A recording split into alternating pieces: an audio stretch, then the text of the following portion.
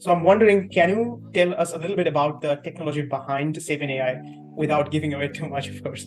Absolutely. So it was always very interesting to me. And you look at all the tools out there, and the tools are generally focused around two things. One, either the capabilities of the tool, of functions, features, bells, whistles, whatever you name it, or the use cases that they can solve.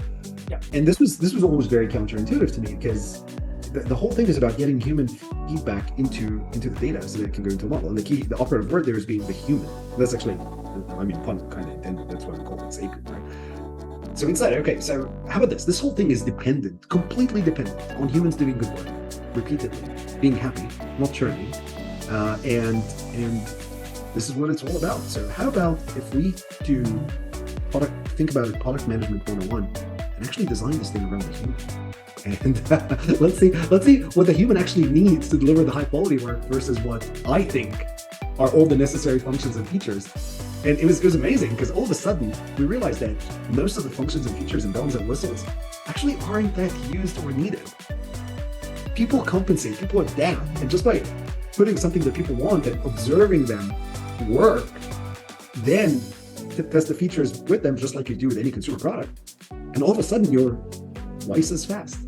And your quality is significantly higher, which means you don't need as much QA, which means you don't need as many people who are already very skilled and very difficult to find, so you don't need as many of those people. And all of a sudden costs go down, so you can afford to pay people more, which means that people are happier, so they stick with you more, so you don't have to spend money on acquisition, saves more money, and the flywheel just keeps going.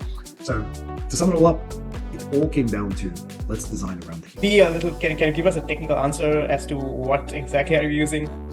At an abstract level, we basically we build a data pipeline with our customer, where data could be pulled or pushed, depending on the customer needs. Okay. Actually, it's both at the same time. And then once we pull the data, we start,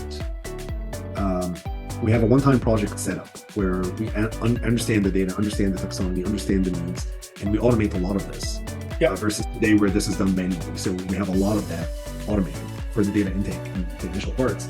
And the project is, for the most part, also the setup of the project and the breakdown of the task and the queuing up of the subtasks and the payment and all that. A lot of that is automated, which allows us to maintain an incredibly low cost structure, which allows us to be very competitive and at the same time pay people more.